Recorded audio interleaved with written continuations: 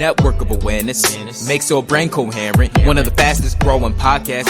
You can hear it 24/7. You got listeners out in London, informationalists in Paris. The echo spreading out, no parrot. Just dissect, digest, and share it. The righteous rhymes hit the spirit. Click 90 times, it won't perish. Cause y'all's the mind ain't no fairy tale like the valley our parents. It's time to rise, don't get weary. United minds, it's apparent. Download every single errand, but most ain't fit to catch it, even if they were Larry. Interviews, the interludes, they enter you, taking you on a journey like no other. It places you in a state of awareness. It's your fault if you hate the truth, cause Yahweh been Yahweh's on his way, my brother. Better change your views. All praise to Yah.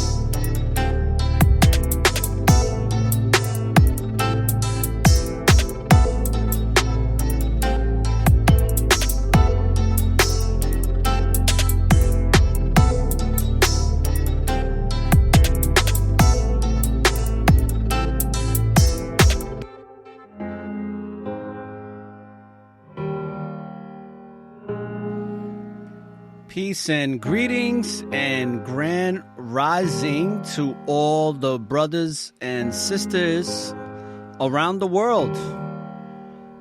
My name is ORRA, the informationalist, owner and founder of the Network of Awareness. And we are here for our Wednesday morning show for Wisdom Wednesdays. Now, we're a little bit off schedule, but it is what it is.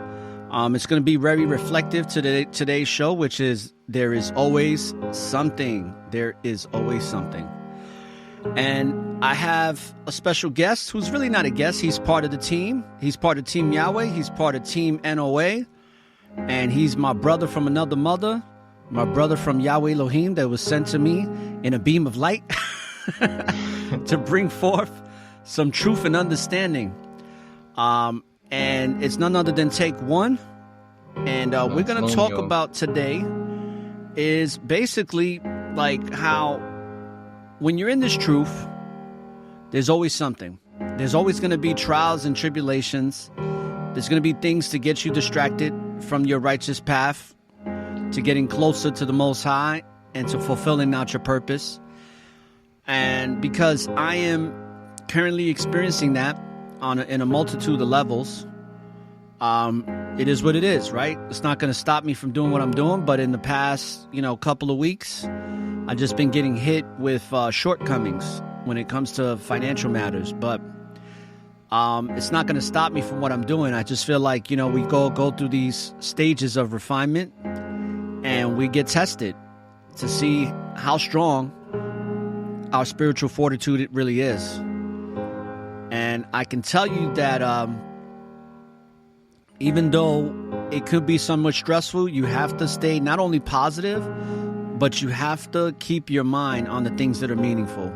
Because at the end of the day, these challenges are very trivial when it comes to the essence of what really matters. So Brother Take-1 and I are going to discuss that today. And just to set the mood and the tone for this particular show, I'm going to play a song that really is so perfectly, precisely descriptive on how and why there is always something and what that actually means. And this song is a song by Brother Marquise, and it's featuring D-Nice. And by the way, Marquise also goes by the name of AIM. Okay, so Marquise is a hip-hop name, or musical name is AIM. So I got to keep remembering that. So AIM featuring D-Nice and Brother Yazun. It's called Always Something. So Take-1 and I are going to come back to this broadcast. In the meantime, enjoy the song. And Grand Rising, brothers and sisters. It's approximately 9:16 a.m. on Wednesday, April 27th here in the sunshine state of Florida and in the sunny state of Georgia. So, Take One is broadcasting out of Georgia with me, and I'm in Florida, and we're giving you that Southern spiritual hospitality. Yes, sir. Let's go.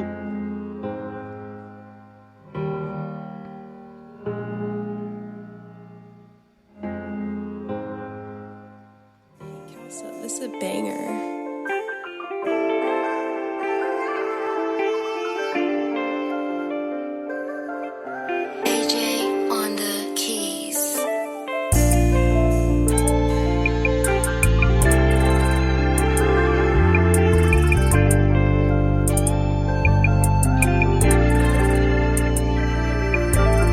Every time I look around, yeah, it's always something.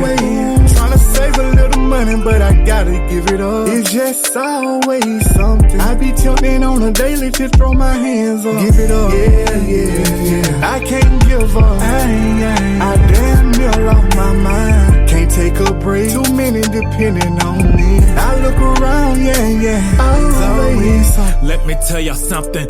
I was going through a lot of hell that I could shake the devil's hand. Unfortunately, I didn't have anyone to help me on my journey. I feel you, brother, when you can't say no money. Bills are like stick-up kids. When you get paid, they will tell you to give it up. Put your hands up.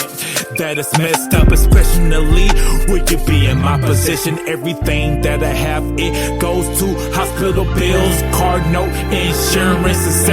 I really want to give it up, but when I feel down, I pray to Yahweh to lift me up. Every time I look around, yeah, it's always something. Trying to save a little money, but I gotta give it up. It's just always something. I be tempted on a daily to throw my hands up. Give it up. Yeah. I can't give up. I damn near lost my mind. Can't take a break. Too many depending on me. I look around, yeah. Always something. It's always something. I'm thugging what to do with these hundreds. My bro wanna borrow money. My aunt wanna borrow money. They know I just had a baby. This crazy ego bluffing. But I just do the good deed with my heart because I love them. I went within. I'm surrounded by higher beings and angels. Discover elements they don't show on periodic tables. Don't get confused. These demons try to manipulate. Demons looking crooked, so allow me to demonstrate. Not a rapper, I'm a realist. Connect with y'all forever. This music stuff is just a stepping stone to something better.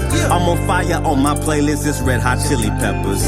Give it away, give it away, give it away now. Every time I look around, yeah, it's always something. Trying to save a little money, but I gotta give it up. It's just always something. I be tempted on a daily to throw my hands up. Give it up. Yeah. I can't give up. I damn near lost my mind. Can't take a break. Too many depending on me. I look around, yeah. Always something. Kelsa, this is a banger.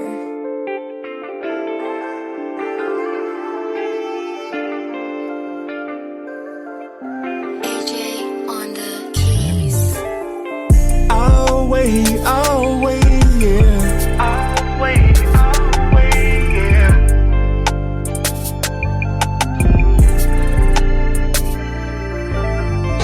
Nothing like this. Stage, screen, radio, TV, Rainbow Baby.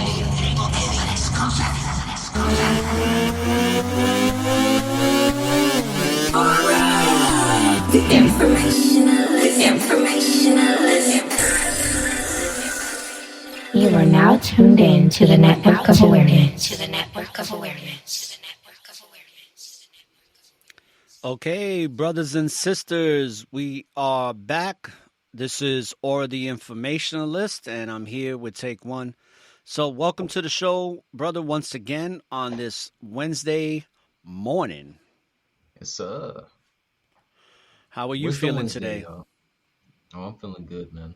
Yeah? Frisky. Frisky? Yeah. Frisky Not firmament? too frisky. Little frisky firmament for y'all? Oh, yeah, for sure. Yeah, man. So, yeah, I decided to do this show this morning. I wasn't going to do a show this morning, but, you know, I just felt like it was much needed to talk about this morning. Of course, brothers and sisters that are listening and downloading the show, We are going to do a 7 p.m. live show tonight for Wisdom Wednesdays, but this is going to be a morning show. Now, just to let everybody know, a couple of updates to what's going on here is we are going to come out with the Network of Awareness.tv. I don't have a date yet for May. I'm hoping that it's going to be May 15th, but I'm going to make sure that everything is in place before I push it out there. I'm not going to just push it out there not having everything in order. The other thing is we're going to go back to doing live shows 5 days a week. Now, if I don't get to do a live show because of everything I got going on, I will do a pre-record. So I have some work coming up in the month of May that's going to keep me pretty much occupied throughout the day, besides getting the TV network set up. So what I'm going to do is go back to doing live shows at 7 p.m. Eastern Standard Time. So instead of doing just Mondays, Wednesdays, and Thursdays, you're going to get it Tuesdays and Thursdays as well. And Fridays. So a full week like we used to do. And I'm going to go back to that schedule. And I know, and I do apologize for switching up so much, but I was getting caught up in the whole downloads. And so, I basically am just trying to figure things out the best way I can.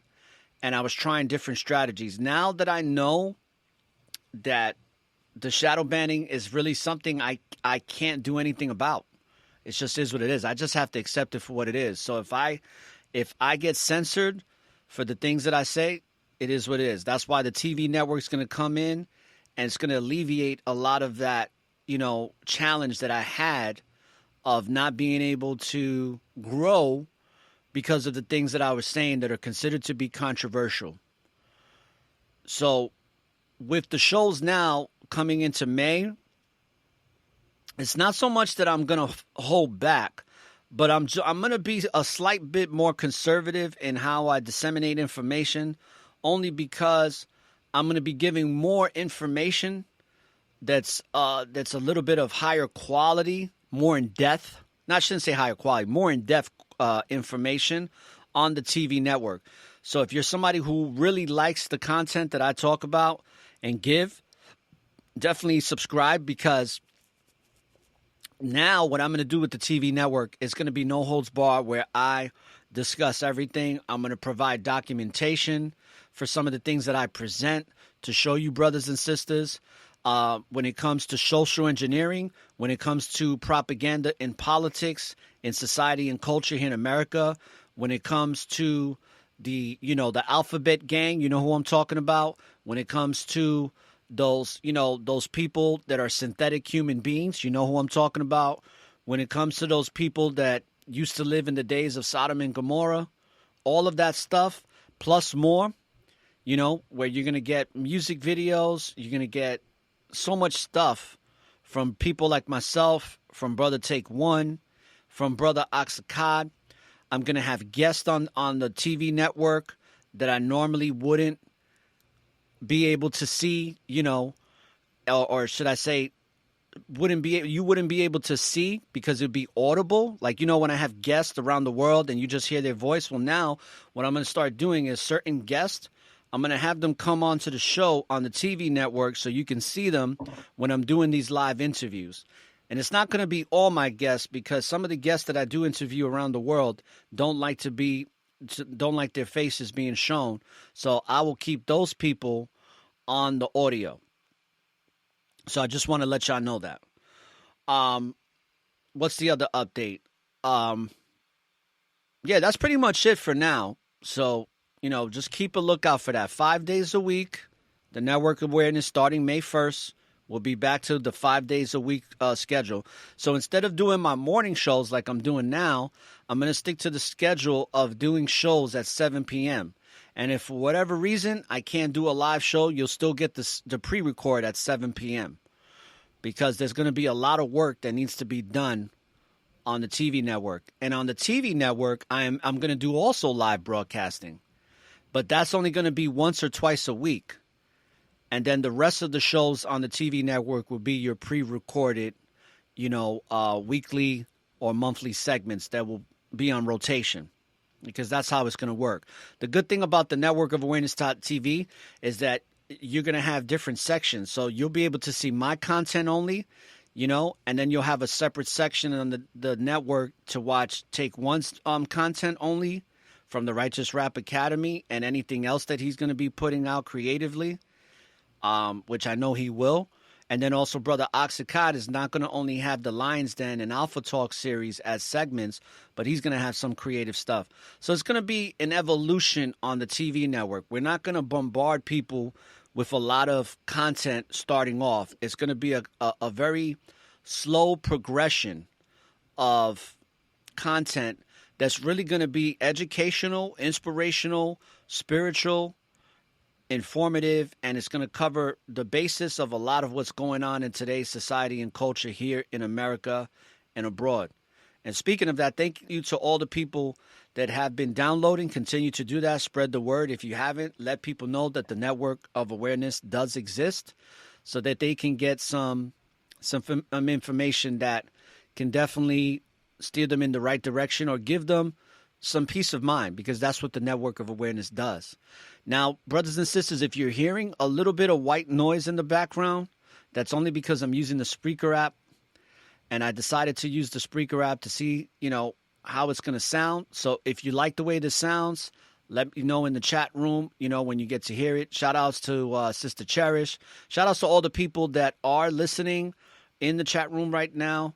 This was a unscheduled show, so I know a lot of people are not going to be able to make it, but I know you'll get to download it on the back end. So with that being said, let's start the show. So I was telling you about how I'm experiencing some challenges in my life for the past month, where it's like, and I was talking about it on Yasha's pull-up show, where it's like when you're living in this truth and you're pursuing the righteous path to serve the Most High, because we live in the United States of America, when it comes to your finances, a lot of times you're going to be challenged. And I know that a lot of people think that these people that are well off, they'd be like, oh, I give all the glory to God, and I'm being blessed, and that's why we have so much money. You see people like Creflo Dollar and Joel Osteen and Mark Price and Kenneth Copeland, and they're always talking about prosperity. But these are some of the most wickedest men that ever walked the face of the planet. Right. Like there's no reason why a pastor that's preaching the word of God through scriptures or whatever, or let's just say that they're supposed to be preaching the word of the Most High, that they're basically living that lavish lifestyle because the Most High is blessing them with riches. Now, you and I know that. Most people don't, though. Most people think that, if I tithe, I'm going to get rewards and blessings financially. If I do, this or that, that the Most High is going to grace me with a lot of gifts in regards to material things. I know a lot of people believe that, but that's really not the case, because a lot of times these people that are preaching the word, they're not really preaching the word. They're really preaching prosperity. And there's no reason why these people should have, jets and 5 or 6 homes and 5 or 6 mansions and, living this lavish lifestyle. It doesn't make any sense. But the world that we live in, especially here in the United States, it is going to look out for you when you're a wicked person, when you're a deceiver, when you're a manipulator. And it just seems like the way of people that manipulate very well make a lot of money. And when I came into this truth a long time ago, it was a progression where I started to see just my whole entire financial situation, I wouldn't say crumble, but it literally felt like it was because it wasn't there. Matter of fact, what's interesting, just to give you a quick story, when I first moved to Florida, right? I couldn't start my job because I transferred my job over to Florida from New York. So I was going to take on a management position for the Tampa Bay area. So I was going to be covering like 9 counties, which is a pretty large geographical area for one person. My responsibility was to build a team. I didn't get to do that until 9 months later because my license didn't go through, because I had to wait a certain amount of time for my license to go through because I didn't fill out the application properly, according to them. And also because I had a felony on record, they were telling me that the statutes that were still in place, based upon the probationary period that I completed, because I caught a felony in 1999, and I didn't go to jail. They were going to try to send me to jail for 7 to 10 years, but the plea bargain was basically to accept this probationary period, which was really engineered to get me into jail. They really thought I was going to fail, because the district attorney, me and this other black dude were the only people that were getting hit with felonies. All the other people that were of light pigmentation, they wound up getting something called PTI, which is pretrial intervention. And they had drugs like cocaine and all types of stuff, and they were getting, a slap on the wrist. And I got charged with all the marijuana that my friends had on them. They charged me with it and hit me with all of these, I think they hit me with 12 different indictments or whatever you want to call it. And then finally, after not sending me to jail, they settled for a 4th-degree felony with intent to distribute, which I didn't distribute anything. But I wanted to give that story because it led to me, that situation of that district attorney not wanting to give me PTI, even though it was my first offense back in 1999, and I didn't do anything that was necessarily wrong because I was just at a party and we had some drugs on us like everybody else at that party, but for some reason they wanted to make an example of me. That lingered on throughout my life. I lost a lot of opportunities because of that felony, but I also was able to be still successful and thrive. So fast forward. What's that? Did you get a lesser charge than your friends? No. My friends didn't even get charged. They got like a slap on the wrist. None of them. Oh, so you pretty much caught one for the team. Well, not necessarily. I didn't. It's not that I got one for the team. It's that they made me catch one for the team. They put it on me. Wow. And it's a real in-depth story because the dude that I was friends with and the friends that was with us at the time, they were people that I knew for like a year. Mm-hmm. And I was having some of them help me, get work off. I was selling different types of drugs at the time. And it was just a point in my life where spiritually where I gave up, where I was like, you know what? I was like, it was like the Most High was like letting me know, like, do you really want to keep going this route? And I was tired. I was like, I gave it up. That's why I felt like I was doing the right thing by letting the cops know, like, here, I have this marijuana on me in my shoe. Because they couldn't find it on me. But that was stupid of me. I'll be straight up with you. I should have never said anything. And I should have kept it moving. But something in my spirit wanted to come clean. And by doing that, boy, you want to talk about refinement. Not only did I think, with the amount of weed I had, it would have been a $150 fine in the state of New Jersey. But when they took all the weed that we had collectively between 7 people, now I'm getting charged with felonies.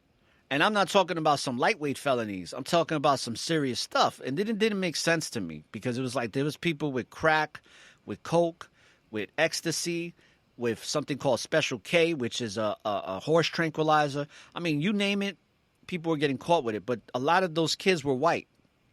A lot of them. And it was just me. I remember in court, man, it was just me and this other black dude that I didn't know. I didn't know him from a hole in the wall, but I saw in his face the stress, and he looked at me like this is some fucking bullshit. And I looked at him like, yeah. And I remember, telling my mom when I really thought that I was going to go to jail, I was like, yo, man, don't come visit me because I'm going to become a demon. because I'm not going to get raped. And if I do get raped, I'm going to be even more of a demon, you know? And that's what I started thinking because, you know, I was going to probably one of the worst prisons that's ever existed in the United States, which is Rahway Penitentiary. And that you know, that was some real thuggish type of stuff that I would have experienced at that time. Long story short, though. Huh? Isn't that in Cali? No, Or somewhere Rahway around that area? Penitentiary is in New Jersey. It's in Rahway, New Jersey. Okay. But long story short, I came to Florida in 2016 with my daughter, had full custody. I'm thinking I'm the man. I'm like, finally, I got custody of my daughter after all these years.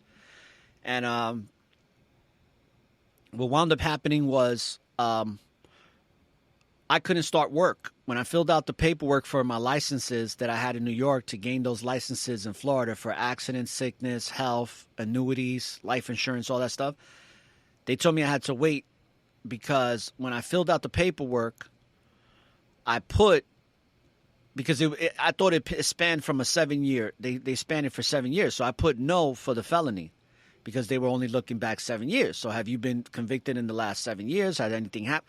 So I'm thinking I'm in the clear. But lo and behold, they have these laws in the state of Florida where you have to wait 15 years. So because my probationary period finished, I believe, in 2001 or something like that, or 2002, I can't even remember. I still had like, I don't know, like 8 or 9 months left or 7 months left for that to be finished so that I could reapply.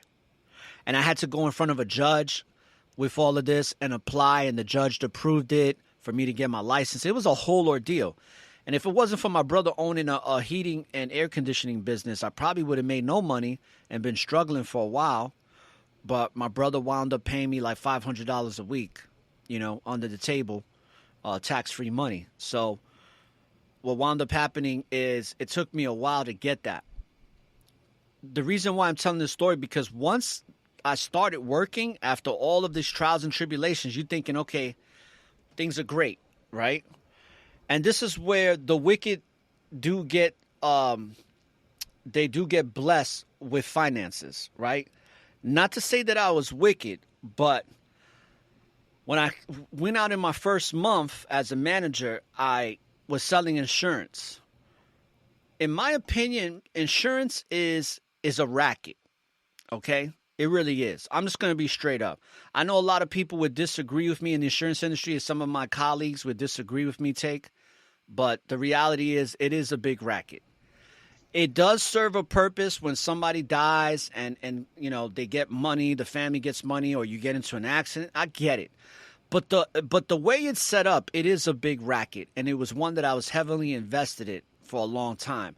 And because I have the gift of gab, and I can be very persuasive, I can be very convincing. Right. You laughing because you know that that's a fact. This is true. My first month, okay, just with 2 agents that I hired, which wasn't worth a lick of shit. It was this little hood rat, little bitch. I forgot her name. She was like 21 years old, and she was trying to play me off the jump. She would come to my meetings late. I used to have a lot of patience with this young girl because I was just like, there was times where I just wanted to give her the business and tell her like, yo, get out of my fucking face, get out of here. But Right. I tried to give her the benefit of the doubt, whatever, because I was trying to just stay positive, right? I just been through all this whole ordeal for the past 7, 8, 9 months. I was just happy that I got my job back again. But that first month, I made $8,000, brother. First month. And slowly but surely, it started decreasing, right? Because I started dealing with the situations with my daughter. But when I look back on it now, you know, there's a lot of people that were making money in the insurance industry. People that had high 6-figure incomes that I knew. But a lot of them were underhanded people. Like, they were doing a lot of shady shit, man. You know what I'm saying? And sometimes I did shady shit. I ain't gonna lie. Like back in the days when I was in the insurance industry as an agent, I did shady shit. You know what I mean? Like I would tell people to say certain things on the application or on there so they can get a policy. I would tell people to how to like work the system. I mean, I did some shit. Let's just put it out there. I'm not gonna spill all the beans. but I did some things that were kind of underhanded. And I noticed, that other people were doing it. And that's when I started doing it, right? I was kind of following this stuff that I used to say because I'm seeing these people that make a lot of money and they're kind of cutthroat in their business tactics. But meanwhile, they're preaching business ethics, like, oh, you got to do this. But meanwhile, you're not doing that. You know what I'm saying? Like, a lot of the money you're making, you just doing whatever you think you need to do to get your policies. And that's what happens a lot in the insurance industry. That's why there's a revolving door, because it's a lot of hard work. So you get desperate, right? Because it's on commissions. So you start doing some underhanded shit. And after a while, I stopped doing that. But it's very true. Like, these industries that we work for, the nucleus of these industries are very demonic. They're very wicked because it's based on some level of deception. Mm-hmm. And when you start living in this truth, there's always something, man. When you're trying to walk the righteous path, there's always going to be these obstacles and obstacles and obstacles. Especially when it comes to finances, brother. Especially when it comes to how you're making money and how consistently it's coming in. And I can tell you, the one positive thing that I realized a long time ago, back in 2007. In 2007, I did something I never thought I would do. But I was so stressed out of working and struggling. And it wasn't even the work. It was more the stuff that I was going through with my daughter. But in 2007, I did something I never thought I would do. And because I was so stressed out and I had lost a job based on a suspended license and all this other stuff, I think I was still in the relationship, but the relationship was fizzling out. That was actually that was the last relationship I was in. Until present day, to where I'm in a relationship now. So it's been a long time. But I remember that I was like, what am I going to do? And I did something that I thought I never would do. And I wound up applying for food stamps. And I got them. And I felt a certain way about it, but I was just like, fuck it, man. I'm just going to take this shit. I'm going to feed myself. And, the little bit of money I have, I'll pay my rent at this place that I was living. I was living in this house, and I was living in the upstairs portion of it. And I was the one thing I realized, and my friend even realized this about me, was that when I was at my poorest, when I was really poor financially, is when I was the happiest, when I was at peace. And I had a great amount of peace at that time. And now, ever since I started doing the network of awareness, it's been kind of the same thing. It's been kind of the same thing where it's like not so much that I'm broke, but I'm not making nowhere near the money I used to make. And I'm okay with that. But I do battle sometimes with the shortcomings of that when it comes to the finances, because it's stressful sometimes. You know what I'm saying? When money just disappears, money that's coming in. And you don't have it no more. And I think the most stressful part of it, brother, and then you can chime in after this because I'm giving a long-winded statement here, but I think that the most challenging part of it where it gets you stressed out is that when money gets cut off, is that now you start thinking, oh, how I'm going to pay for this, how I'm going to pay for that. And you start thinking about all this stuff that we get bombarded with just to survive here in the United Serpents of America. And I caught myself this morning, feeling like that. And I was like, I got to snap out of it. Letter was telling me I got to snap out of it because you can't get caught up in that mindset, because then it could trickle down into even, worse situations. Mm-hmm. And that's why I wanted to do this show, because there's always something that's going to test you. And just in the past couple of weeks, I'm being tested financially. And it's crazy because it's happening while I'm trying to put this TV network together. Mm-hmm. And you know that this TV network costs money to put out. And it's a monthly basis. It's a fee. It's not only a startup fee, but you got to pay this shit monthly. You know what I'm saying? and it's just for Roku. This is not if I want to do Fire Stick and Apple TV like I plan on doing, and doing iOS and Android. Then it's going to even be more money per month. So there's always something, man. Have you ever had this experiences? Because I know you're young, but you know, in your short history of working, when did you start working? At 16? Yeah, say 17 years old. Yeah. Have you ever did you ever come across this feeling of when you really started giving your praise to Yah, and you started being more, because I know that you were living a worldly lifestyle, nothing compared to what I used to live, but it was something, you know. You was living some worldly lifestyles, and when you started coming into this truth, did you start experiencing anything like that? And it doesn't necessarily have to be money, but did you start to experience things where you're like, damn, there's always something that's not working in my favor? Right. Well, when you first come into this truth, the Most High takes his time with you. He doesn't come to you right away. He has to really see if you're going to be in it to win it. Because a lot of the times when people come into the truth, they get in it, but then they fall out because they see how long it really takes to really, get the Most High's attention. And it takes a long time. Most High does not do anything overnight. He takes his time with you. That's why when we were doing that one episode, I forgot what it was called, but we were talking about, it was kind of synonymous of when you did that one episode, the fair weather friend, but not giving credit or approval or appraisal to people too quickly. You know what I'm saying? You got to take your time before you approve of them and credit them. You know what I mean? You got to let them earn their stripes with you, let them earn their keep. And that's what the Most High does with you. So, when I first got into this truth, I didn't really go through anything right away. I had a few visions.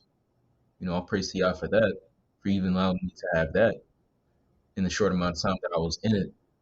But, the tests and the trials and tribulations didn't really start kicking in until like months thereafter.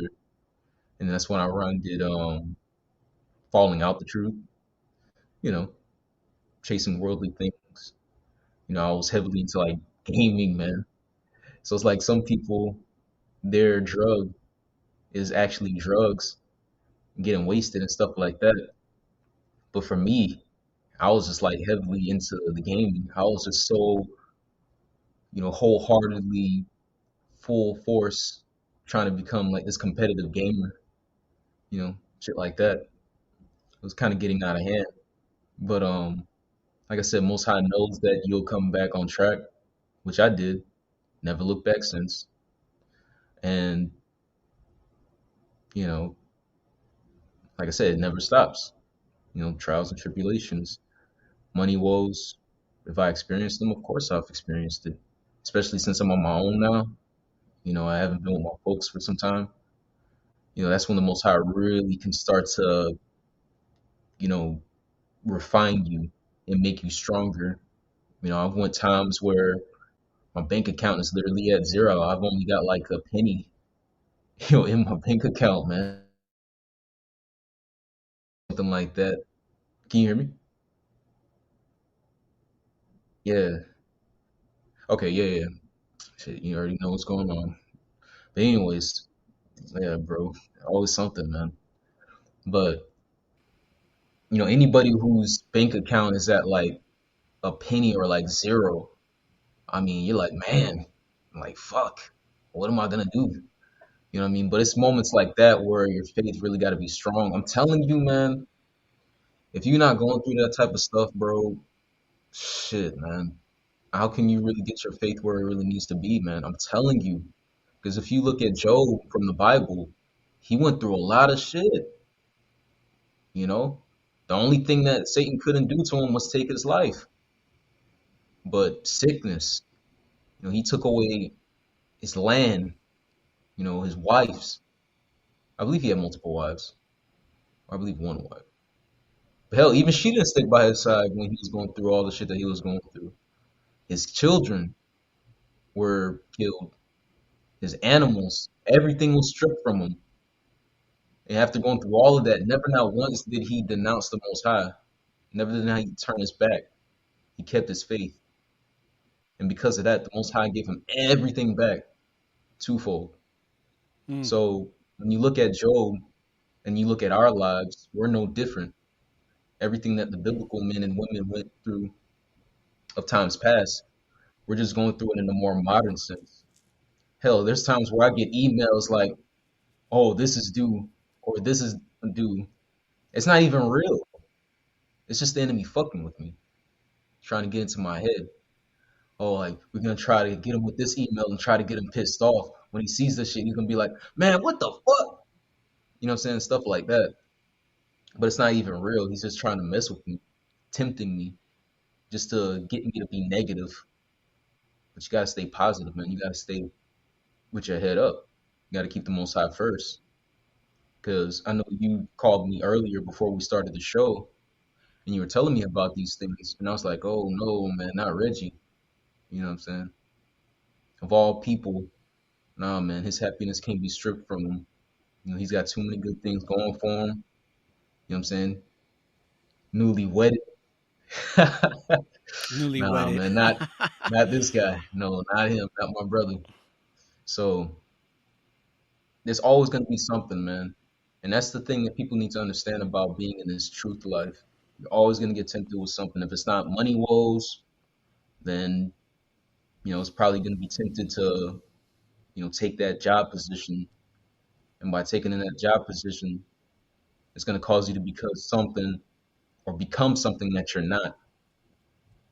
You know, it might be that fine chick over there who keep on eyeing you everywhere you go, but she's just a demon. The minute you sleep with her, you ain't gonna be yourself no more. Trust me, man. You don't want to go down that route. Or it might be that dude over there who's whispering all these sweet nothings to you. You know, the minute you sleep with him, now you turn Cardi B overnight. You know what I mean? Cardi B. Shit. Now you a boss chick, right? You know what I'm saying? You just running the game. So like I said, you just gotta always keep your spiritual antennas on. It's always gonna be something, but the Most High gotta keep you on your toes, man. He's gotta keep you sharp. Because these times that we're in right now, if you don't know Yahweh, man, shit. Best of luck Yes. to you, brother. I agree. Let's talk about the women too, right? Because since this is Wisdom Wednesday, let's talk. Let me tell you a story. What happened to me?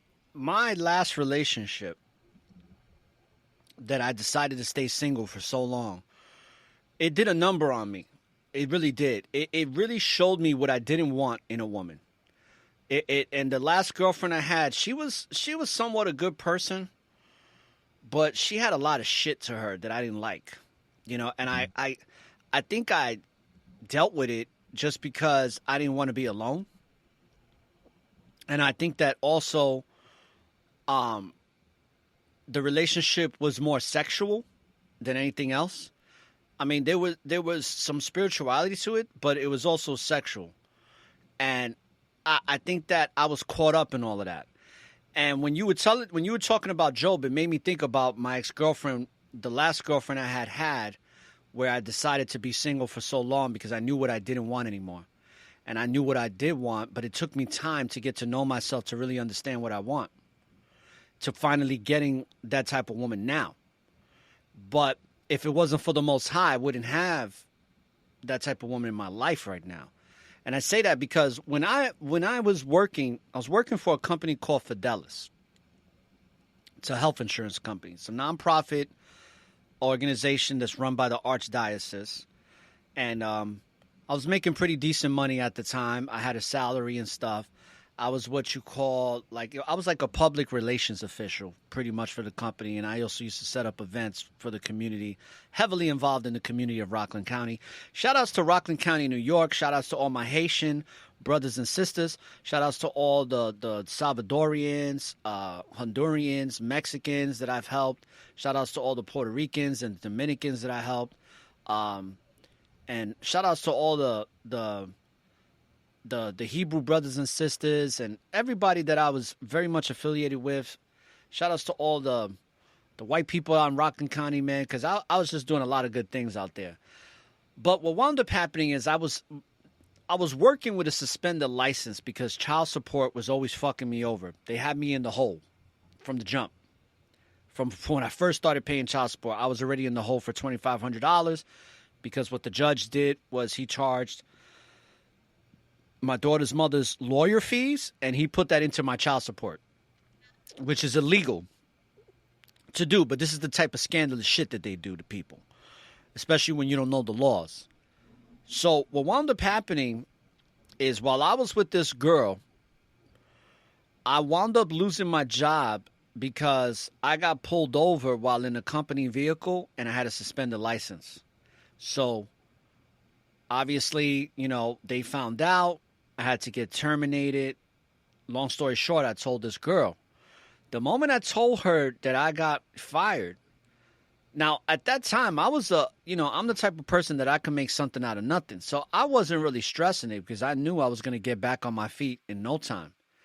But the first time I told this woman that, she left me. She literally left me.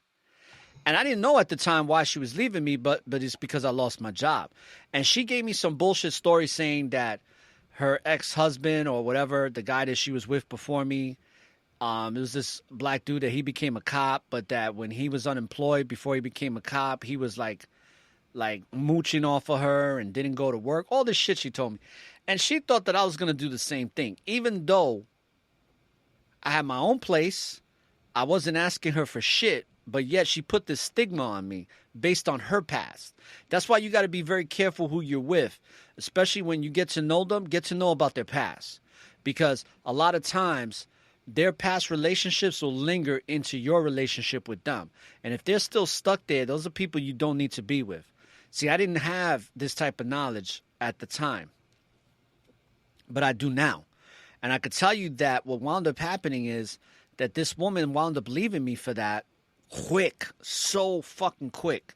And it didn't make no sense to me because I'm like, I could see if I'm like, oh, well, you know, you think I could borrow $50 until I, you know what I'm saying? If I was on some shit like that, I could see her being like, oh, this fucking deadbeat. But it wasn't even like that. And she still just left me cold turkey like that. Now, I should have never got back with her, even though I did. And because I'm not even like 5 to 7 days later after I got fired, I wound up getting this job with this advertisement company and started making money again. But when you started talking about Job, I thought about that because people, it's so important that when you get into relationships, really get to know the person you're in a relationship with, because a lot of times these people, like this woman that I was with, she wasn't really about me. She didn't really care about me like she said she did. It was really about her. So the moment I lost my job, she thought about herself. And all she gave a fuck about was herself. And the funny thing is that when my mom first met her, my mom told me that shit in less than 5 minutes. When I asked her the next day what you thought about Adriana, she said, oh, she's very, very pretty. That's what first thing my mom said. She's very pretty. She said, but that girl don't give a fuck about you. She said, that girl only gives a fuck about herself. So she said, you wasting your time. Of course, I didn't listen to mom. But mom was right the whole entire way because she was very fucking selfish. You know, I just really couldn't see it. And a lot of it stemmed from her past, you know. And it is what it is. It's like there's really, you know, you really can't understand these things until you learn and experience them. But during that time, I started coming more into the truth. I started listening to certain people. You know, I started gaining information. I had friends that were supportive of me. And you see, those are the friends that I still have to present day.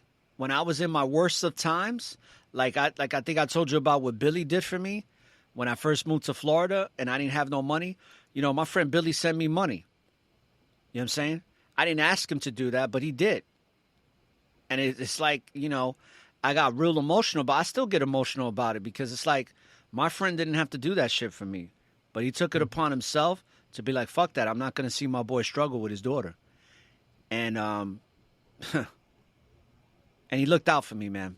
It still makes me emotional to this day because if he didn't do that for me, shit would have been even worse. But I say all of that because you have to be, you no matter how fucking hard shit gets, and let's not get it twisted, brother. I know I'm ranting and venting, but it really isn't that hard right now for me. I ain't gonna lie to you. Yeah, I've lost a nice chunk of my monthly income with a client and with stuff that's happened, but it's okay. It's not like a big deal. It's nothing compared to what I went through in the past. You know, because I ain't gonna be filing for food stamps. I can tell you that right now. But if I didn't, the one thing that I did realize, and I want everybody to, if they're gonna take anything away from this episode, is understand that when you are at your lowest point financially is when you truly discover who you really are. You truly discover what really matters. And when I fell to my lowest point financially in my life is when I found my truest happiness. Because I started to realize that it's all about the Most High. That at the end of the day, because I'm a spiritual being having a physical experience, the amount of money that I have or don't have doesn't determine who I am and what the Most High intended me to be. Because the Most High doesn't work with money. Let me say that again. Money is a form of energy, but that's not something that the Most High does. The Most High works with wisdom, and with wisdom, you gain wealth. Perfect sample of that is Solomon, right?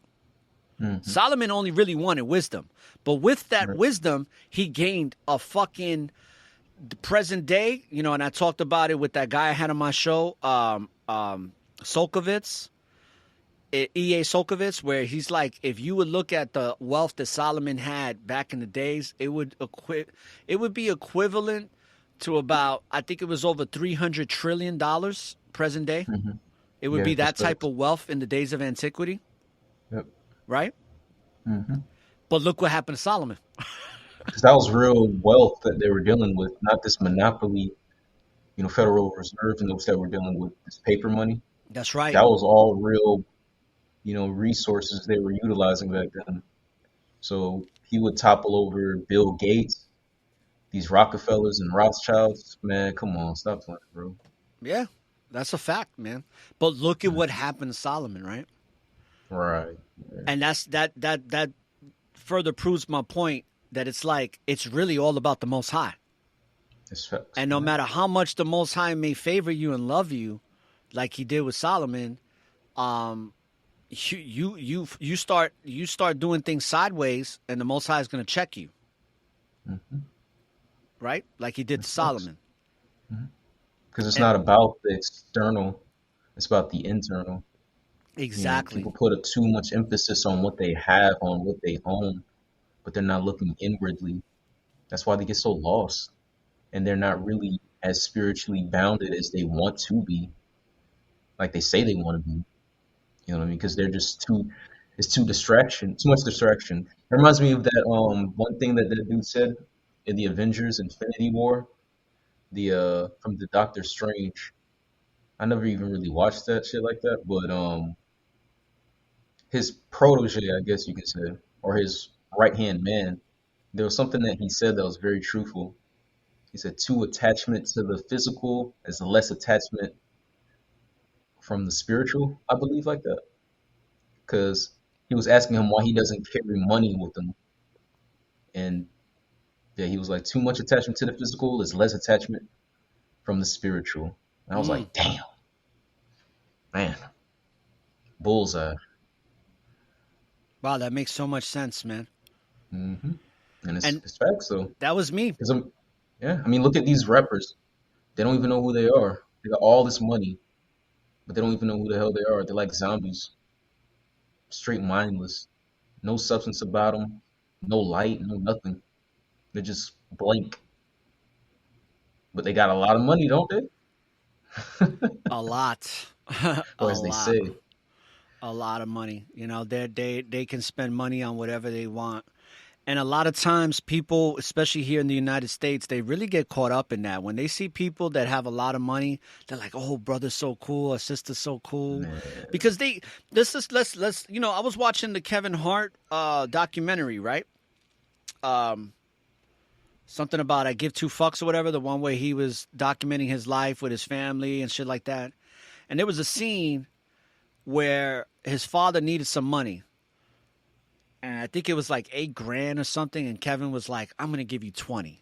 And he was like, oh, thank you. And you watching that, you're like, damn, Kevin Hart's a good dude. He told his father, I'm going to give you 20 grand. But it's nothing for him, right? Because he done sold his soul. He's making millions of dollars. And he's making you think, I worked so freaking hard to get to this point.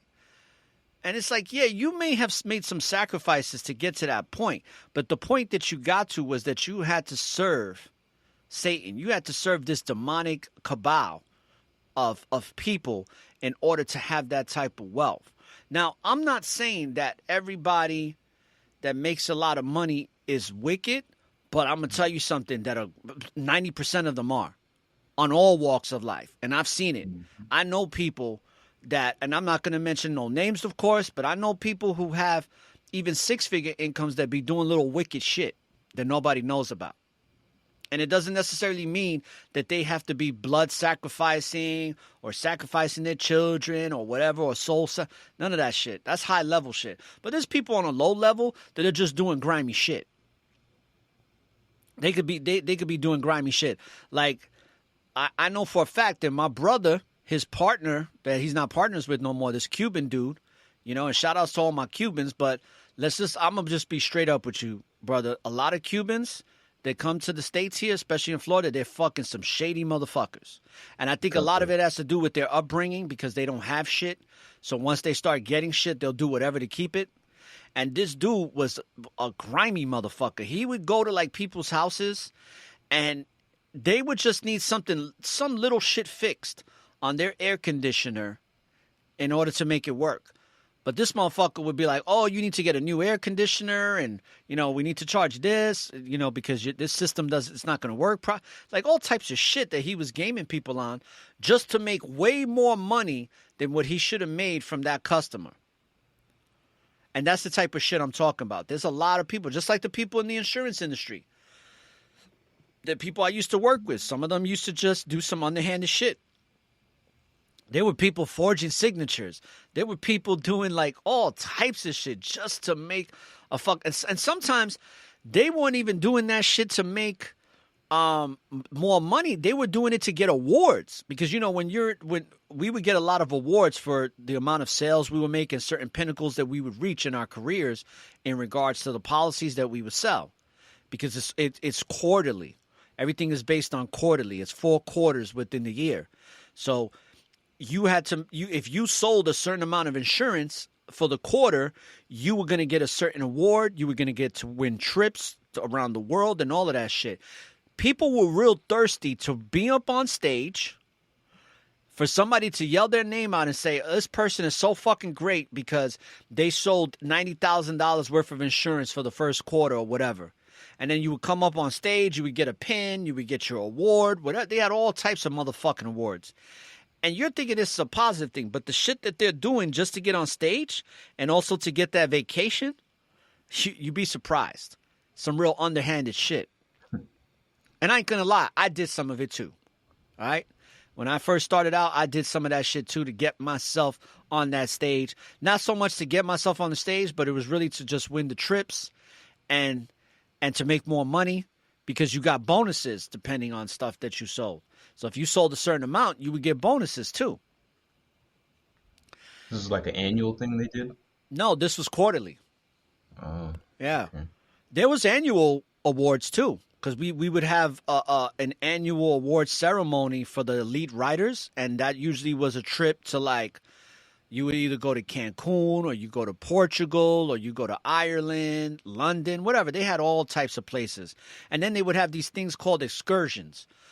So not only would you be able to get these awards and go on these trips that were paid for, the only thing you had to do was pay taxes on the airplane flight that they would pay for. You would pay the taxes on it. but you would also get excursions. So excursions are like there were things that the company set up for you to do.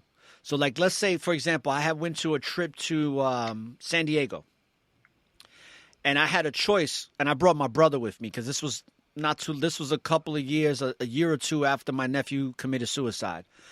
So my brother was still fucked up off of that. I was still fucked up off of that. So I figured, let me take my brother on this vacation with me so we could just have some type of peace of mind and a little bit of joy in our lives, because we weren't really feeling good about life at that time. So we went to San Diego, and in San Diego I had a choice of doing certain things. So it was like, one of them was, and there was a list of things you could do, and you get to choose 3 of them. And you don't got to pay for it. It's already paid for. So the 3 excursions I chose was, one was a boat ride around the it was some boat ride I took in San Diego. Another one was to go to the San Diego Zoo. So me and my brother went to the San Diego Zoo, which was pretty cool. I got to see some pretty cool animals and stuff like that. And those types of incentives is what people would do the grimiest shit just to get, and to say that they are an elite writer. But this happens in all industries, in all companies, from lowest level to highest level. And you'd be surprised. And I know that people like Yash have talked about this. You've talked about it. I know Brother Oxycod has talked about it. I know that even Sister Navi has talked about it. And I've even heard other people talk about it, like Michael Tsarian, who I used to follow, who my boy Billy still follows heavily to present day. Where you have these people that are supposed to be cool with you, but they'll throw you under the fucking bus in a heartbeat just so that they can move up. I dealt with that shit with this Puerto Rican dude. What the fuck was his name? I think his name was Carlos or something, or Juan. I fucking forgot his name. I wanted to beat the shit out this motherfucker so bad, man. And I had just gotten off of probation. And I'm working at this abrasive manufacturing company that manufactures abrasive. And I was so cool with this dude. You know, I was like letting him hear my music, and this motherfucker was hating on me. And he was 2 shades darker than me. And that's another thing, too, that I noticed, that, you know, when it comes to Puerto Ricans, right? A lot of Puerto Ricans take, like, even my family, they look like you. They're the same skin complexion as you. Mm-hmm. Like my great-grandmother, right? My great-grandmother had knotted up hair, you know, big, you know, fro, whatever, and lady was dark. You know, people in my father's family, black as fuck, right? But then it's for some fucking reason, you got those same people that if you're a lighter complexion, they fucking hate on you, man. And that's what would happen to me.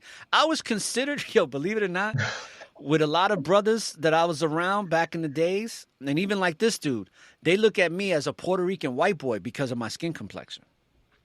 I don't get it. How? It's the fuckery behind it, bro. It's that post-traumatic slave syndrome shit that Dr. DeGroy talks about, where it's like they created this system that if you're lighter skin, right? Like in that movie, Rwanda, right? You had the Tulus against the Tolis or some shit like that, and it was the light-skinned Africans against the dark skin, or the dark-skinned Africans against the light, and they were killing motherfuckers over this shit, man. That's that shit, and it still goes on present day, and you just asking yourself like, wow, what the fuck is going on here? You know what I'm saying? And the only reason I didn't whip this dude's ass because I knew I was gonna go to jail. I knew it. Because it was going to take at least 5 people to stop me from choking this motherfucker out. Because I it was a while before I felt this type of anger, but this dude kept pressing me and pressing me and pressing me. And I remember one time, I used to go early to the food truck. I used to go like 5 minutes early so that I wouldn't be waiting online in front of all these people just to get me a little fucking sandwich or whatever the fuck I was eating at the time. I think it was a hot dog that day. And, there I go going to eat pork and shit. So I'm on the line. I'm the first person. I'm about, I'm getting my shit from the lady. And I can hear this motherfucker in the background. It's like, yo, you going to take fucking forever? Other people got shit to do too. Like, we got to eat too. And I was just like, I took a deep breath. I was like, why don't you make me get off the fucking line? How about that? I said, make me get off the fucking line, you piece of shit. And he didn't say shit to me. And I said, yo, man, I'm telling you right now, bro. I was like, you lucky I'm in a different point in my life. I was like, because I want to fucking hurt you. But I said, I know you're a fucking pussy. And I went back into the house, you know what I'm saying? And he wound up getting me fired. I filed complaints on him when this first started. I tried to do it the right way, right? I tried to go to human resource, my manager, all that shit, all that homo shit. I did all that shit. And these motherfuckers didn't do shit. They didn't do shit, but it goes back. I didn't understand it until Yash had broke it down about that spiritual thing where you're working with people that are really wicked and you got that light in you and they know it. And no matter how much right you do, they're going to find something wrong. Oh, that's right. Like Brother Yazan said, right? Yeah, Even when I'm doing something I've right, been they there. always got something fucking to say. That was that job, bro. It was like this dude I had legitimate evidence and proof that he was fucking with me and that he was a dick and that there was no reason for him to do that and that he needed to be checked or fired. They never did. And it's usually the person with the title, like a supervisor or whatever, who's, calling shots, pointing you in this direction, that direction. He was striving to be a supervisor, by the way. And he felt like I was going to take that position before him. Okay, so it's like a competition thing. But did the thought of like not saying anything at all to him, did it ever cross your mind? No, that's how I first operated. I was operating like a fucking pussy. I was just fucking keeping my mouth shut. Okay. And I was just letting him rock for like 3 or 4 months, bro. For 3 or 4 months, he would talk shit behind my back. He would mumble shit, like loud enough for me to hear. And it's like, I knew, bro, I could see, like, I used to have visions of myself beating him up. Like, I saw it, like, how they say, like, vision when you run a race or you putting a song together, vision, how it's going to come out and all that right. Law of attraction shit. I was utilizing that shit and I could see myself hurting him and getting joy out of it. But I was like, I can't fucking do that shit, man. I can't beat this guy up because I know I'm going to go to jail. I'm going to get arrested. I'm going to get fired. You know what I'm saying? It's going to fuck me up. And he's going to be in the clear. And lo and behold, it wound up to where, they fired me anyway off of some bullshit. He got this girl, this ugly white girl. I'm talking about this girl looked like trash. Her fucking teeth were like a little bit of green, like a cocky green with yellow. She was young. She looked like a Harry Potter reject. You know what I'm saying? And this dude got her to, I don't know how they worked it out, but he got her to say that I was looking down her shirt. Bro, check this out. This is the fuckery behind this shit. He got her to say, I don't know how he did it, because he worked his magic. I remember he used to sit at this lunch table outside at the picnic table, and he would like have these conferences with these girls, and he got one of them to say that I was looking down her shirt. The manager called me into the office, said, we're letting you go today because of such and such. And I was like, what? He's like, yeah, like I forgot what he said. And he said, oh, and plus, yeah, you was looking down so-and-so's shirt too. She filed a complaint on you. And I was like, what? Like, yo, I'm sitting down at the table and I'm like, what the fuck? Like, I was like in like the Twilight Zone, bro. And he was like, just sign off on this. And yeah, you're terminated as now. We're going to escort you out. And I looked at this white dude. I said, I ain't signing shit. I was like, fuck you. I was like, I'll be glad to leave. I say, after all the complaints. Oh, that was his name, Victor. I said, after all the complaints I filed on Victor, you now going to fire me over some shit he said? And now that he coerced this girl to say about me? That you can't even prove? And he was like, well, if you're not going to sign it, doesn't matter anyway, whatever. And if I would have known what I know now, I could have sued those motherfuckers for so much money for discrimination and unlawful, like firing me over some bullshit that couldn't be proven. And I stepped out of there, but it was a big learning lesson for me. And it was one of those things where I started feeling like there's always something. There's always something. Shit just doesn't work out. When you're trying to do the right thing, it just doesn't work out. And I'm very grateful for all of those situations because it made me the man I am today, and I still strive to be, because I'm nowhere where I need to be yet, but I'm still working to getting there. Because we're always going to be a work in progress for the rest of our lives until we take our very last breath. But the thing is, too, is that at least I had enough self-respect that I walked away out of there not compromising my well-being like I could have while I had that job. You know what I'm saying? It could have been Because far you had worse. a soul. Yeah. You had a soul, man.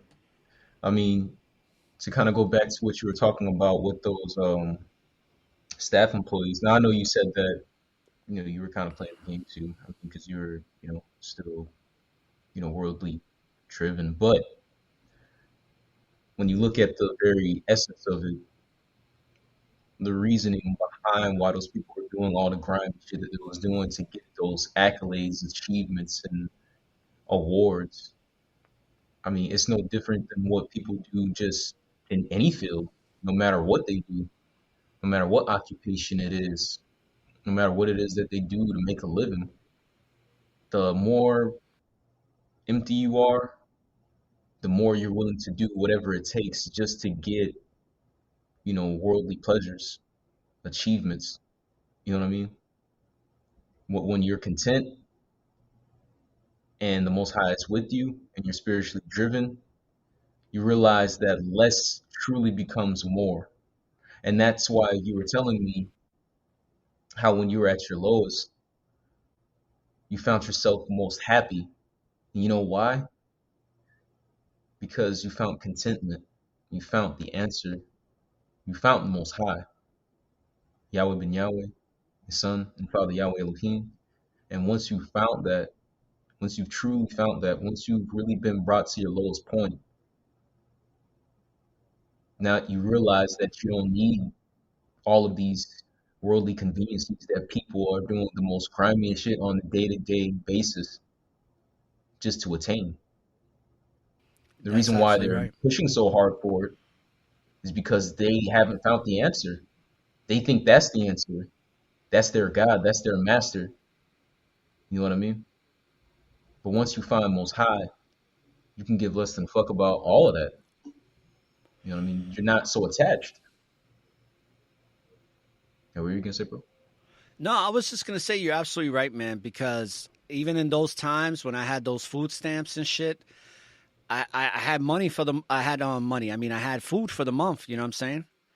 And it's like if you just got the right amount of food or water, man, that's all you really need, right, to survive in this world. If it wasn't for all the other things, and if you have an adequate amount of adequate shelter, and I in my lowest point, that's why I have so much respect for Big Brother Yash Karab, because, bro, let me tell you something. When my nephew killed himself,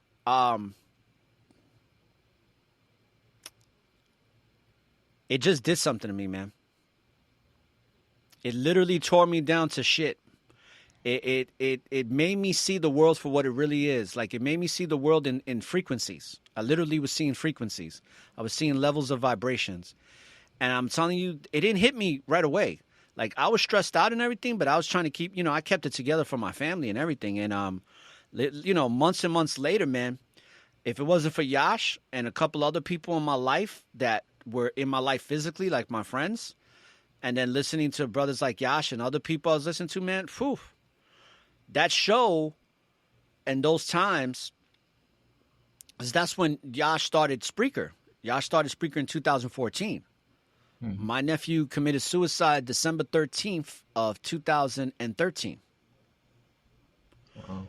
So listening to that show and listening to the scriptures breakdown really got me through that tough time, because I was very angry about what my nephew did, and I was very sad about how my family was dealing with it. And I was just at a very low point. And then, I had all the shit with my daughter. My daughter tried to commit suicide a year after that. And she tried to do it on Instagram, out of all places, on an Instagram live feed. So I just was like on I was feeling lost, but I was finding myself all over again. and it really strengthened me. It really strengthened me, and I can't even express in words how it strengthened me. Not just his show, not just the love for my friends, but the Most High was starting to let me know at my lowest points what really mattered. And that's when I had these visions. That's when I started having these very vivid visions. That's when I had the vision of COVID-19. I had this vision of like people dying, and there was like a screen, and the whole entire United States was red, and the globe was little red spots, and you saw all these numbers of deaths and I didn't know what it meant at the time until 2019, or end of 2019, beginning of 2012. I was like, oh shit, I had that vision. You know what I'm saying? And that was in 2012, actually, that I had that vision. But then I just had a bunch of other things that I experienced after that. But it made me realize that when you're walking the righteous path, which is a tightrope that's going to put a lot of strain on your body, like walking a tightrope does do, I realized at that time that I was like, wait a second, man, let me really evaluate what it is that's important to me and all that good stuff and get it together. Because there was times during those years where I used to wake up and I used to literally stay in my pajamas all day. I wouldn't even brush my teeth. I just wake up and get me a sandwich or some shit, some bacon, egg, and cheese, and then I just keep it moving. I would watch fucking documentaries. I'd play some fucking Xbox and smoke a shitload of weed every day. You know what I mean? I did that shit in private, too. A lot of people didn't even know what the fuck. My mother would have to come to my house, man, and see if I was still alive, because I wasn't answering nobody's calls or anything. But I'll be honest, man, those were some of the best years. I used to think those were some of the worst years of my life, but those were some of the best years of my life because it was those years of refinement where it's like whatever doesn't kill you makes you stronger years.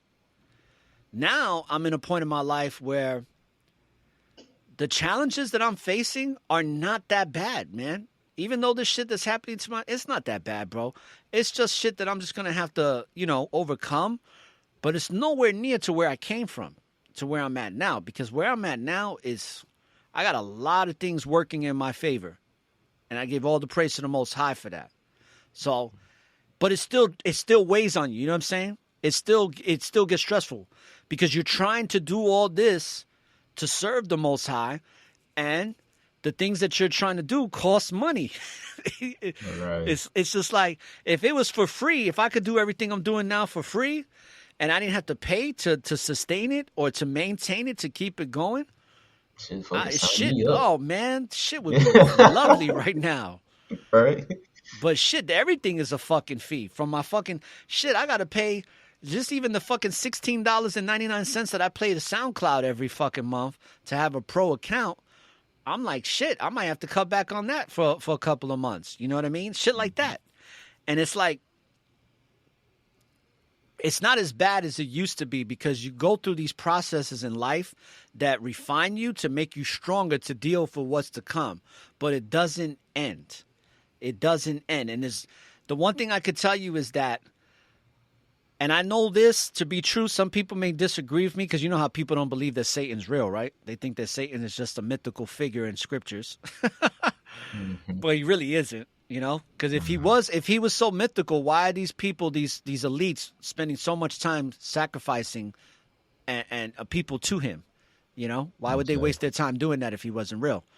But what I've noticed is that whenever I experience shit like I'm experiencing now, it's because Satan knows that I'm about to level up. You know how in the video games, when you're leveling up, right? Mm-hmm. Even like in Call of Duty, when you get a certain amount of kills or whatever it is, you level up in your rankings. And what was some of it starts out at recruit, then you go to like marksman, prestige. Oh yeah, prestige, level prestige. Level 50, yeah. And then how many times can you prestige? Like 15 times until you max out, something like that? Yeah, like once you max out, that's it. And that's it. You're like the elite of the elite in Call of Duty now. Now everybody's giving you props because you done made it. just like that, when you're leveling up, is when the demonic, evil, wicked presence is gonna try to steer you or try to get you discouraged. Just like the man Jonathan from the startup TV people that I'm working with from my Roku, he told me, he was like, you know why they're shadow banning you? He said, Reggie, they're shadow banning you because you are making a difference. You are putting something out there that people need to hear, and by shadow banning you, they're gonna discourage you. That's the purpose of it. Is they're giving you an illusion, making you think that all of your work is not really as good as it really is, because nobody really gives a shit, because you're thinking nobody cares and nobody's paying attention, but they really are. But they're making you believe it's not, so that you could get discouraged and quit. That's why they do what they do. That's the purpose of shadow banning, is so that you quit. Those people are still listening to your shit. You just can't see it in your statistical pages, but they're still listening. That's a fact. That's what shadow banning is all about. I didn't even really know the real intricacies of it until he explained it to me. And, you know, this is a man with like 20, 30 years of experience in TV and radio and all that shit. So I was thinking about that today. I was thinking about just a couple of days ago, I lost a customer, or not. Yeah, I lost a client that, you know, was bringing in a nice chunk of change under my monthly income. And it wasn't nothing bad. You know, he just was like, listen, I'll keep you posted and let you know if anything changes. But for right now, you know, I'm not going to be doing this. And other things that have transpired in between that time in the past couple of weeks, I feel like I'm going through this now, even as I'm talking to you, is because I'm about to level up, man. I'm about to level up for the Most High. And I'm in the United Serpents of America. So the United Serpents of America, because this is Satan's domain, this whole entire planet, when the forces know that you're about to level up, they're like, oh, we got to put in some overtime to get this spiritual being distracted from their righteous path to serving others. You know, to serving the Most High. And a lot of times the Most High is going to allow it to see if you're real or not. Yeah, if you're really about that life. That sucks. Because if you're trying to do something that's very spiritually bounded and that is going to really have an impact and really wake a lot of people up, you can't expect it to wake up everybody, but at least those with an ear to listen, you know, who actually are interested, you know, they're going to get it. The enemy can't have that. He's going to try to block that as much as possible. And yes, Yahweh is going to allow it to once again see if you really mean it, if you're really truly in it to win it.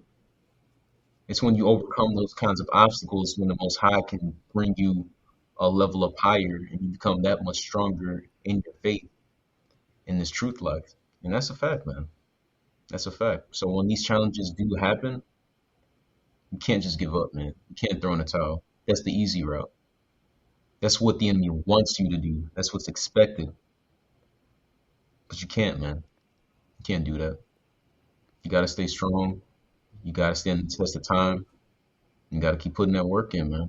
You got to keep grinding. Straight That's up. right, man. And what better way to segue into... We're going to play two songs. We're going to play a song you and I did called Quest for Salvation, and I'll play Malone. Which, let me tell you something, brother. That song is really good, man. It's one of those songs that resonates with people, and it stays stuck in your head. It stays stuck in your head. Led and I be singing that song a lot. All praise to you. All praise to Yah, right? But we definitely sing that song a lot. She likes it better how you sing it than when I sing it. But, you know, it's very powerful, this music that's being put out. So let's play some of it. We're going to play A Quest for Salvation, right? Because, brothers and sisters, we are on a quest for salvation. And we can choose to be on a quest for salvation, or we can choose... Look, she wrote Facts Takes One. All right. Shalom, brother. Salute. Now I'm going to sing the song even more. All right, so let's go for a quest for salvation, and we'll be right back.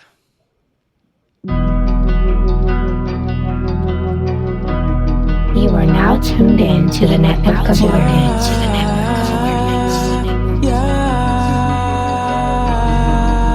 I done made mistakes on purpose to divide the word from the worthless. Reveal the facts to be certain. No pain, no gain in the verses. My faith been a lot before churches, cause Yah is person on person. So I'm worried about complicated versions, cause the call to divine divergence. I'm still hurting, soul searching, networking and murking. Anytime think I drop my curtain, with a spirit that city suburban. I'm seriously merging and physically working on my purpose to lyrically service the mental malnourished until I perish. Yahweh's gonna save the awakened, then take him to an ageless haven. Patient, I can't stray away, gotta keep obliterating the pavement. Still remember that day on the phone, Mark, he said, yo, don't you take your foot off the gas. Always something to give y'all praises. We're the dark oasis, for countless cases, a peak of faithness. I'ma need the patience, defeat temptations. We seek his graces for true salvation. We keep on praising, we go on blazing these revelations. Cease to hate, no altercations. Good vibrations, we back to basics to build foundations. Y'all defeated Satan. I done made mistakes on purpose to divide the word from the worthless. Reveal the facts to be certain. No pain, no gain in the verses. My faith been a lot before churches, cause Yah is person on person. So I'm worried about complicated versions, cause the call to divine divergence. I'm still hurting, soul searching, networking and murking. Anytime think I drop my curtain, with a spirit that city suburban. I'm seriously merging and physically working on my purpose to lyrically service the mental malnourished until I perish. People pursuing acts of violence, their persistent act of defiance, freely forming a righteous alliance, truly against the science appliance. On a mission with wisdom and guidance, steady defeating the ignorant science, sealing convicted and non-compliant. Spiritual wars, they're moving Let's silence. talk about what matters. Drop the vanity. Folks out here losing their sanity. Kids popping off, lost in fantasies. People grieving over loss of family. The evil that be with the power, turning the people with credence to cowards, seeking to seize believers with vows. Man, even Stevie can see that it's foul. I done made mistakes on purpose to divide the word from the worthless. Reveal the facts to be certain. No pain, no gain in the verses. My faith been a lot before churches, cause Yah is person on person. So I'm worried about complicated versions, cause the call to divine divergence. I'm still hurting, soul searching, networking and murking. Anytime think I drop my curtain, with a spirit that city suburban. I'm seriously merging and physically working on my purpose to lyrically service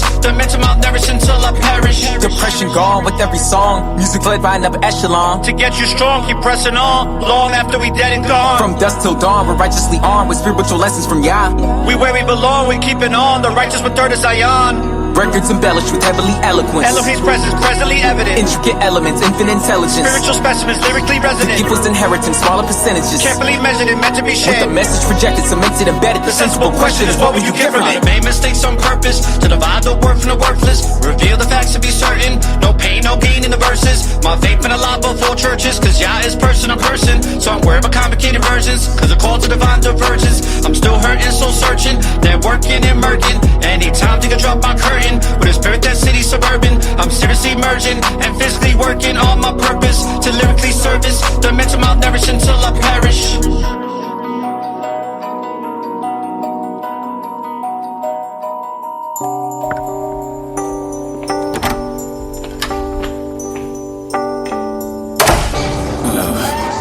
Damn, that was a long still left, bro. See what emails I missed. Let's see. How you do? Got 7 missed emails.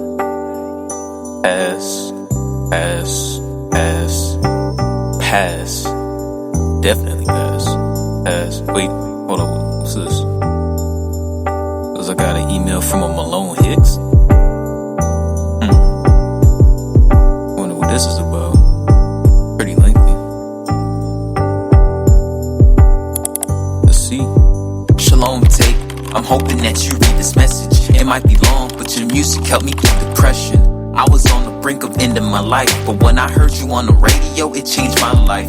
I was at my lowest point, abusing drugs and getting stoned, cheating on my girl cause we could never get along. But when I heard the song, All Praise to Yah, all of a sudden my intuition raised the bar. I was a mess, but now I'm sweeping up my foolishness, cause I'm influenced by the music that you're doing. It's got me growing closer to Yah. At one point I just wanted to score drugs, but it's all about the favor now. It ain't a cakewalk, every day is a battle. Trials and tribulations, but I'm still in the saddle. Less of a cattle, more of a leader. Soon to be father, my wife be 6 months. Already went out and got a rattle. I hope you keep pushing music for Yah, There's not a lot of credits being given to y'all. There's way too much vanity and too much pride. A lot of times, people just lose sight of the Messiah. But anywho, I just wanted to say thank you, brother. I guess this email is my only way to hug you. My life has changed for the better. It's all about the Son and Father in heaven. My loyalty's with them forever. The world thinks we're crazy just for praising ya. They put us all to shame just for praising ya. But we don't give a damn cause we true at heart. We know who we are. We're children of Yahweh. Yahweh. Yahweh. Yahweh. Yes, Yahweh. The world thinks we're crazy just for praising ya. They put us all to shame just for praising ya. But we don't give a damn cause we true at heart. We know who we are. We're children of Yahweh. All praise to Yahweh. Yahweh. Yahweh. Yes, Yahweh. Wow. All praise to Yah. That just made my day right there. Let me write him back real quick.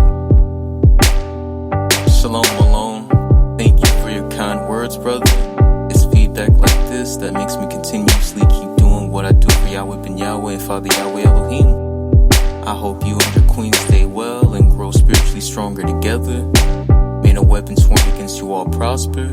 And may the Most High favor her with a successful pregnancy so that you both may have a healthy, beautiful child. Barakatah. All praise to Yah. All praise Yahweh. Hey.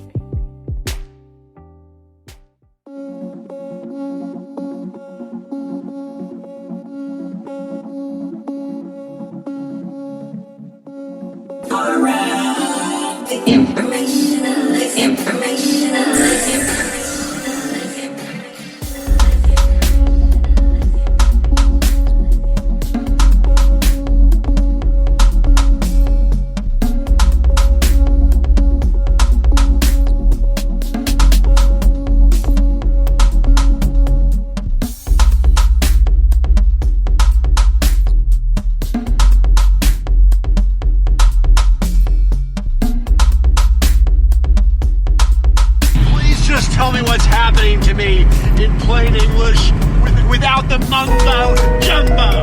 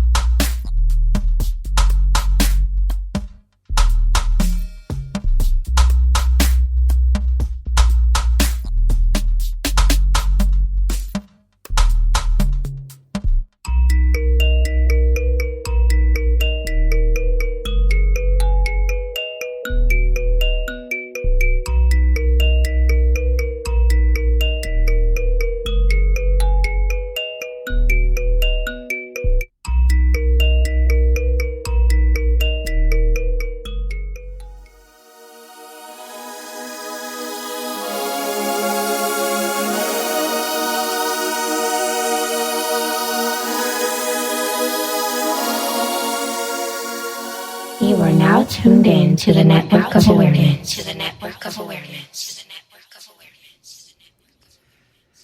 Yeah, so we're back. Yeah, man, like, you know, I realized that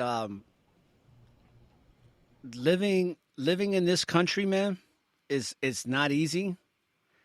But I feel like that even though it's not easy, it makes you stronger when you deal with all of the things that challenge you here in this country, especially when it comes to the laws of this country. You know, like there's just so many bullshit laws, especially when it comes to the alphabet gang and all the shit that they impose on us. and you're, being up. Let me tell you something. Being a heterosexual man or woman these days, it's a challenge, bro. It's like we live in modern day Sodom and Gomorrah, and it's like we got targets on our back from being what I consider to be the normal spiritual beings that we are. That without us, the world can't continue to exist, man. It can't continue to exist because if heterosexual men and women don't have sex, there is no more civilization, man. That's why I'm a little baffled by how much favor is given by government to these alphabet people, these pronoun punks, or whatever you want to call them, that just get so much shit going for them, man. It's just like, oh, I gotta want to become a woman in order to get benefits, in order to get some type of respect, or I gotta, I have to be a deviant man in order to move ahead in this society, in this culture. And that's the way this country is turned. That's the way this country's gearing towards, more and more now than ever. It was bad enough that back in the days that racism was a problem, that slavery was a problem. Now you still got all of that, and now you got all this other shit included with it, man. So all I'm saying is there's always going to be something, people. There's always going to be something working against you, especially now that we are in these precursor days of revelations that we're in, because as ugly as it's getting, and as stupid and how much it doesn't even make sense anymore, the shit that we're seeing these days, it's serving a purpose. And it's gearing up for something big, something huge. And we just have to stay, consistent in our belief systems and evolve in our belief systems and give our praise to the Most High. And really stay on that righteous tightrope, man. Because to maintain balance on that tightrope, it's a motherfucking job 24/7. Oh yeah, 100%, man. And that's why I said, it's so easy to fall out of this thing because there's always something tempting you to do so. So in these days and times, if you call yourself a man or woman, the Most High, child, doesn't matter. You need to hold on to your faith now more than ever before. Now is not the time to be letting worldly things entice you and tempt you to go in a different direction, a different path than the one that the Most High has already predestined for you. It's better to just go through the long suffering, stick it out, take the ass whooping like a champ, right? And in due time, Most High is going to finally show you what it was that he was trying to, lead you to the whole entire time. That's what I said, faith without works is dead. You got to do your part too. Because God's not going to just grant you all the things that you want right away. You got to prove to him, not to nobody else. You could be as, pleasing to the human eye as much as you want to. But at the end of the day, it's about pleasing Yahweh. Because only he can give you what it is that you want. You know what I'm saying? That onefold, twofold, threefold, tenfold. Whatever it is that he feels is right for you, only he can give you that. So everything that you do in a realm of spirituality is just a righteous act. Do it with the intentions of always pleasing the Most High. So. But with that, it's also going to come with a lot of challenges. Challenges that's going to make you want to give up. Lord knows I can't count how many times I've come to the point to where I'm like, man, I'm done with this truth. But just as soon as I say that, Yahweh gets me right back up, and boom. When was the last time you said that? Last time I said that? Oh, man. Maybe last week. Really? Yeah. Last week? Yeah, probably last week. Yeah, you probably think like I said, man, I'm not perfect, man. At all, bro. I'm just really? a work in progress, man. I am not perfect. I am very much human, just like you or our brothers and sisters in the chat room. people listening from a distance. Man, I'm no better than none of y'all, bro. At all, man. I struggle in From a this thing. distance. But clowning. But like I said, what keeps me focused is, and that's why I'm glad that the Most High has given me, you know, gifts to utilize, because it keeps me out of trouble. It keeps me out of trouble. It keeps me focused, and it keeps me with salvation very much being the, you know, the goal. You know what I'm saying? The crown. That's why I made that song "Crown." My brother JB, or Demon Slayer. Yeah, I like that song, man. That song is Crickets. I fire. mean, yeah. I mean, but like I said, just like when I made that song with Marquise. Well, really, I was just featuring on it, but still, when we collaborated on that song, we play it all the time, Higher Learning. Even with that song Crown, that's just where I was at, man. It's like inside, man. It's like I'm crying, man. Crying out to Yah. Like, please, Father, help me. I can't do this on my own. It's hard. You know, and the music is just really that outlet that he's given me to unleash, you know. And in all humbleness, I just try to give Yahweh his praises all the time, you know. That's why I always give him the glory. I always give him the credit. Because, man, without Yahweh, I would be a lost cause. I wouldn't be here right now on this podcast with you, or I wouldn't be doing a fraction of the things that I do in general. It's the Most High that leads me to do all these things. You know, the Spirit inside of me, things placed within me to keep doing what I'm doing. And until my very last breath, it's just Yahweh. That's it. So, like I said, if you're on a spiritual path, you know, even if you don't even know who Yahweh is, but you just have great substance about you, you know, you have a good spirit, you have a soul, you're always going to go through something, man. Because the good and the bad, they can never get along. You know, the evil is always going to try to find a way to trump the good. And that's just a fact, man. Because when you're good in this world and your intentions are righteousness, man, they can't have that. They got to have you spiritually lazy and spiritually empty. Because the emptier you are, the more you're going to want to go for the world and all it has to offer. That's why I say you look at these celebrities and you look at everything that they have, but at the end of the day, they're just empty. They're soulless. It reminds me of when DMX did an interview with Dr. Phil.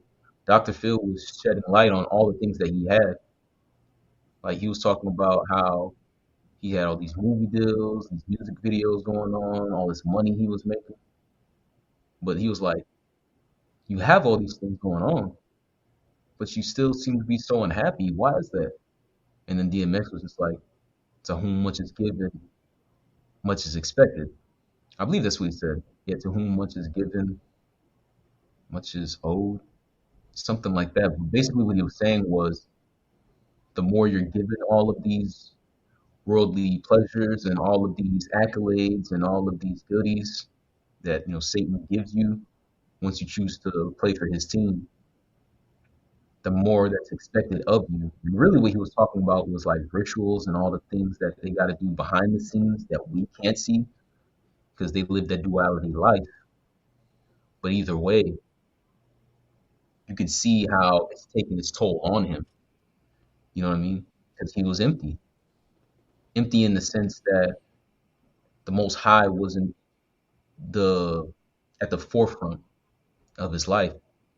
You know, just like with Kanye, he wanted more. He wanted to bite off more than he can chew. And it wasn't until in hindsight that he realized, I fucked up. You know, I don't want all this worldly stuff. Nah, I just want the most. See, man, that's the case with all of them, man. They always do that, bro. Always. I don't get it with these celebrities, man. It's like they know that what they're doing is foul, but it's not until after the fact, like, oh man, this is the wrong choice. I shouldn't have did this. Like, bruh, can't nobody feel sorry for you.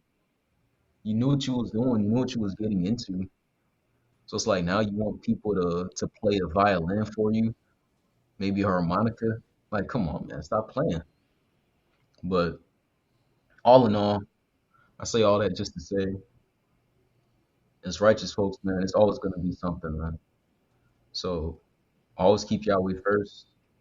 Do not turn your back on him. Just take that ass whooping like a champ, like a king, like a queen, and keep grinding, man. Keep pushing forward, because time is nigh. You just got off a beautiful Passover, and as you can see, you can really feel it in the air. I don't know about you, Brother Orr, but I can definitely feel it in the air. The Most High is really, really, trickling the 1/3 down. That's a fact. I can feel it. Yeah. So stay strong, brothers and sisters. That's right. And with that being said, man, thanks for coming on to the show. Always. We got some work to do, and let's end it off with Faith Undying. And I want to thank everybody who joined the live broadcast. And tune in for tonight's show at 7 p.m. Eastern Standard Time. We got another show tonight. We're going live on the Network of Awareness. Also, stay tuned for Friday night show, too. I'm going live Friday night, as usual. But I'm going to have the boss nurse, Letta, on the show. We're going to do a show called Are You Faithing It or Are You Faking It?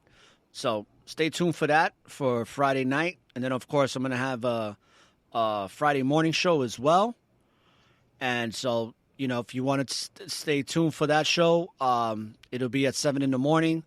And with that being said, let's end it off by saying that don't look for the light at the end of the tunnel, because the light is and always will be within you. So light up the tunnel and find your way through the darkness. And when you live in the present, there's always an opportunity for a new beginning. So let your new beginning start righteously and give you all your praise to the Most High. And let's end it off with Faith Undying.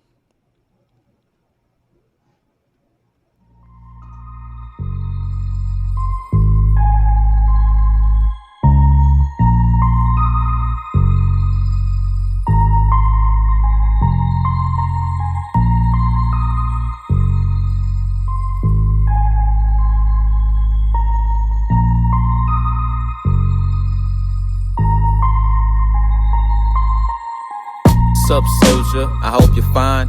I hope all is well. I hope mentally you're in good health. I know this life ain't easy, especially when people that you thought would have your back calls you crazy. They must think you bougie, but you got good intentions. Never let the left hand know the right hand's position. You got a light within you that shines brighter than a lighter. I know that you're a fighter, that's why you haven't expired.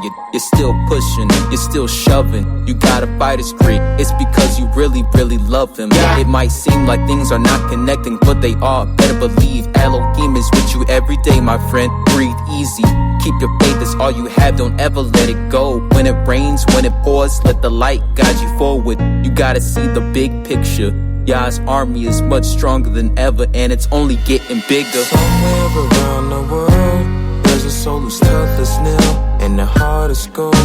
Somewhere around the world, there's a soul who will be saved when the time is done, 'cause their faith's undying.